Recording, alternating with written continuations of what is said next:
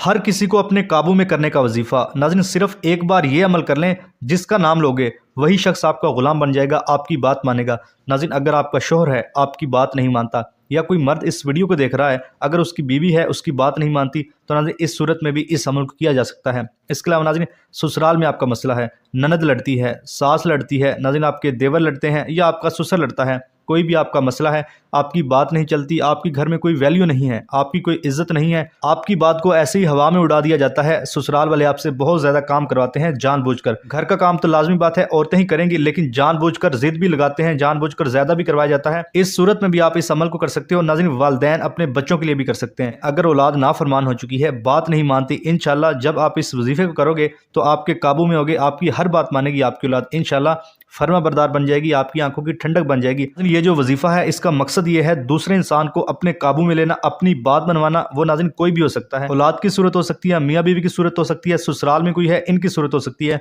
तो कहने से मुराद है जिसका भी नाम लेकर आप ये अमल करोगे इंशाल्लाह वो आपकी बात मानेगा, जैसा आप कहोगे वैसा ही करेगा।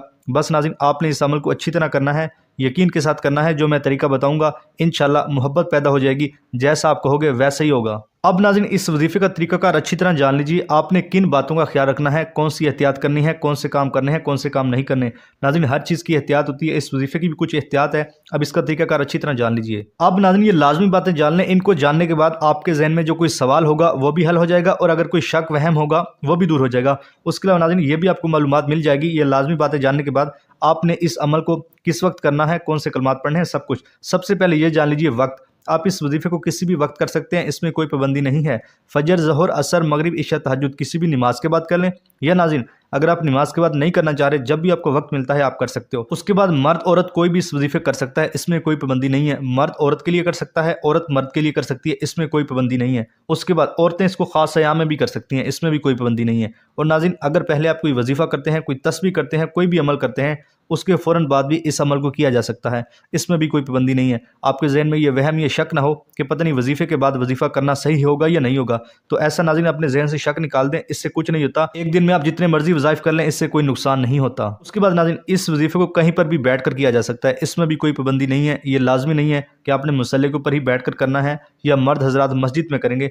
जहाँ भी नाज़रीन आपको जगह मिलती है, बेड, चारपाई, कुर्सी, वहीं पर बैठकर आप इस अमल को कर सकते हो। बस आपने पूरे यकीन के साथ, नियत के साथ करना है ताकि फ़ायदा हो सके। फिर नाज़रीन आप पढ़ेंगे औज़ु बिल्लाहि मिनश शैतानिर रजीम बिस्मिल्लाहिर रहमानिर रहीम। नाज़रीन सिर्फ एक ही बार पढ़ना है, ये अमल का हिस्सा है, आपने लाजमी पढ़ना है।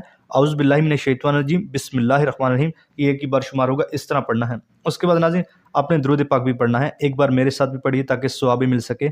अल्लाहुम्मा सल्ली अला मुहम्मदिन व अला आलि मुहम्मदिन कमा सल्लैता अला इब्राहीम व अला आलि इब्राहीम इन्नका हमीदुम मजीद। अल्लाहुम्मा बारिक अला मुहम्मदिन व अला आलि मुहम्मदिन कमा बारकता अला इब्राहीम व अला आलि इब्राहीम इन्नका हमीदुम मजीद। नाज़रीन ये दुरूद पाक आपने सिर्फ 3 बार पढ़ना है आप सल्लल्लाहु अलैहि वसल्लम की ज़ात पर। और अगर किसी मेरे बहन भाई को ये दुरूद पाक नहीं आता तो वो इतना कह सकता है सल्लल्लाहु अलैहि वसल्लम। तकरीबन सभी को आता है, लेकिन हो सकता है किसी को ना भी आता हो, ताकि सबको फ़ायदा हो सके मैं इसलिए बता रहा हूँ। इतना भी कह सकता है सल्लल्लाहु अलैहि वसल्लम। नाज़रीन नाम लेने का तरीका अच्छी तरह जान लीजिए। देखिए जैसे कि मैंने पहले भी आपको बताया, कोई मर्द इसको औरत के लिए कर सकता है, कोई भी औरत इसको मर्द के लिए कर सकती है, इसमें कोई पाबंदी नहीं है। आपका जो भी रिश्ता है या आप कहीं रिश्ता बनाने जा रहे हैं, किसी भी सूरत में इस अमल को किया जा सकता है। अगर आपकी कोई सास है, ननद है, मैंने जैसे कि पहले भी आपको बताया, किसी के लिए भी इस अमल को किया जा सकता है। ये नाज़रीन मोहब्बत वाला अमल है, अपने काबू में करने वाला अमल है, यानी कि अपनी बात मनवाने वाला अमल है। इंशाल्लाह जब आप इस वजीफे करोगे तो देखोगे कैसे अगला बंदा आपकी बात मान रहा है। अब नाज़रीन नाम लेने का तरीकाकार जान लीजिए। आपने नाम कैसे लेना है जिससे आपने अपनी बात मनवानी है। नाज़रीन मैं पूरा आपको करके दिखाता हूँ ताकि आपको फ़ायदा हो सके, ताकि आपको अच्छी तरह समझ लग सके। मिसाल के तौर पर अब कोई मर्द किसी औरत के लिए कर रहा है, वो ऐसे करेगा, उस औरत का 7 बार नाम लेगा। मिसाल के तौर पर औरत का नाम है इरम, कोई भी हो सकता है, 7 बार नाम लेगा, आंखें बंद करके लेगा, इरम इरम इरम। इस तरह मिसाल के तौर पर 7 बार उसने कहना है आंखें बंद करके, और उस औरत का तसव्वुर भी लाएगा, यानी कि जब आंखें बंद की जाती है तो किसी भी इंसान का आराम से तसव्वुर किया जा सकता है कि वो मेरे सामने बैठा है। इस तरह नाज़रीन आपने अच्छी तरह तसव्वुर करना है। इसी तरह अगर कोई औरत इस अमल को करेगी तो ऐसे करेगी, अगर कोई औरत देख रही है तो वो ऐसे करेगी। अब सुनिएगा, मिसाल के तौर पर मर्द का नाम है खालिद, कोई भी हो सकता है, खालिद है मिसाल के तौर पर, आपने आंखें बंद करके कहना है खालिद खालिद खालिद, पूरा नाम लेना है और उसका तसव्वुर भी करना है। जब आप आंखें बंद करेंगे तो यकीनन तसव्वुर बन जाता है। इस तरह नाज़रीन आपने 7 बार नाम लेना है, जैसे कि मैंने अच्छी तरह समझाया। फिर नाज़रीन आपने 41 बार कहना है या वदूदू या वदूदू। नाज़रीन आपने 41 बार कहना है और आंखें बंद करके ही कहना है। नाज़रीन इसको पढ़ने में सिर्फ आपके 1 से 2 मिनट लगेंगे। आपने 1 से 2 मिनट आंखें बंद करना होगी, इंशाल्लाह आपको बहुत फ़ायदा होगा। और नाज़रीन आप हाथ के ऊपर शुमार कर सकते हो, दिल में शुमार कर सकते हो, बस अच्छी तरह आपने 41 बार शुमार करना है या वदूदू या वदूदू।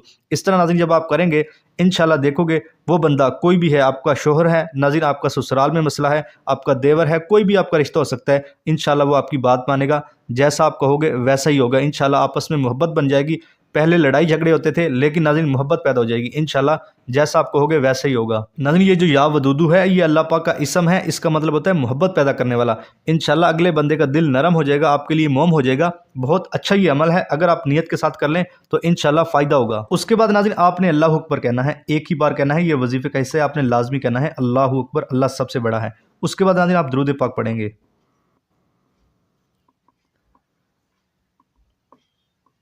नाज़रीन एक बार मेरे साथ फिर पढ़िए ताकि सवाब मिल सके। अल्लाहुम्मा सल्ली अला मुहम्मदिन व अला आलि मुहम्मदिन कमा सल्लैता अला इब्राहीम व अला आलि इब्राहीम इन्नका हमीदुम मजीद। अल्लाहुम्मा बारिक अला मुहम्मदिन व अला आलि मुहम्मदिन कमा बारकता अला इब्राहीम व अला आलि इब्राहीम इन्नका हमीदुम मजीद। नाज़रीन 3 ही बार आपने ये दुरूद पाक पढ़ना है। जैसा कि मैंने ऊपर बताया, अगर किसी मेरे बहन भाई को नहीं आता तो वो इतना कह सकता है सल्लल्लाहु अलैहि वसल्लम। उसके बाद नाज़रीन आप दुआ मांगेंगे। अब दुआ का भी एक ख़ास तरीका है। नाज़रीन जब आपने दुआ मांगनी है उससे पहले कहना है या समिउ 3 बार। ऐ सुनने वाले, अल्लाह पाक की ज़ात बेशक सुनने वाली है, लेकिन नाज़रीन जब ख़ास इसम के ज़रिए पुकारा जाता है तो अल्लाह पाक की ख़ुसूसी रहमत होती है। जब आप 3 बार कहेंगे या समिउ, फिर नाज़रीन आप दुआ मांगेंगे, ए अल्लाह फ़लाँ शख्स का दिल मेरे लिए मोम कर दे, फ़लाँ शख्स मेरी बात माने। इस तरह नाज़रीन आपने अच्छी अच्छी दुआएं मांग लेनी है, उसी इंसान के हवाले से मांगनी है, भले ही ज़्यादा दुआएं मांग ले कि या अल्लाह बस उस शख्स को मेरे लिए मोम कर दे, वो मेरी बात माने। इस तरह नाज़रीन आपने अच्छी अच्छी दुआएं कर लेनी है उस इंसान के लिए। इंशाल्लाह वो शख्स आपकी बात मानेगा। पहले लड़ाई झगड़ा करता था, बात नहीं करता था, जो भी नाज़रीन मसला है इंशाल्लाह हल हो जाएगा। फिर जब दुआ मांग लेंगे फिर आप कहेंगे या समिउ या समिउ या समिउ। 3 बार नाज़रीन आपने या समिउ कहना है। फिर नाज़रीन इजाज़त आम है, ये भी जान लें। कोई भी मेरा बहन भाई बेटी इस वजीफ़े कर सकती है, इसमें कोई पाबंदी नहीं है, किसी को अलहदा से इजाज़त लेने की ज़रूरत नहीं है।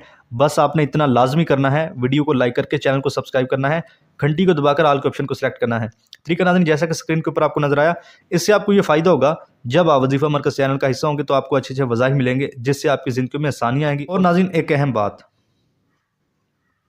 आपने इस अमल को अपने प्यारों के साथ भी शेयर करना है। शेयर करने का तरीका स्क्रीन के ऊपर आपको नज़र आ रहा है। वीडियो के दरमियान में नीचे शेयर के ऊपर आप क्लिक करें, आगे आपको ले जाएगा इंस्टाग्राम, व्हाट्सएप, फेसबुक। उसके ऊपर आप क्लिक करें, आगे सबके नाम, नंबर और आईडीज़ आ जाएंगी। वहाँ पर नाज़रीन क्लिक करके आप शेयर कर सकते हैं। नाज़रीन आपकी बहन है, बेटी है, भाई है, चाचू है, कोई भी नाज़रीन आपका रिश्ता हो सकता है, अगर उनके साथ भी कोई ऐसे मसाइल चल रहे हैं, या आपकी बेटी भतीजी है वो ससुराल गई हुई है, वहाँ पर जो है ना उसके साथ मसाइल चल रहे हैं, तो आप उसको शेयर कर सकते हैं। नाज़रीन जब दूसरों का फ़ायदा सोचोगे तो अल्लाह पाक आपका फ़ायदा करेंगे। बेशक नाज़रीन अल्लाह पाक रहीम है। तो नाज़रीन मैंने बड़ी अच्छी तरह इस वजीफ़े को समझाया है, इस अमल को समझाया है। अगर किसी को समझ नहीं आई तो वीडियो दोबारा देख सकता है, मैंने अच्छी तरह समझाया है। आपने अच्छी तरह देख कर करना है ताकि फ़ायदा हो सके। अल्लाह आपका हामी और नासिर हो। अल्लाह हाफिज़। अस्सलामु अलैकुम।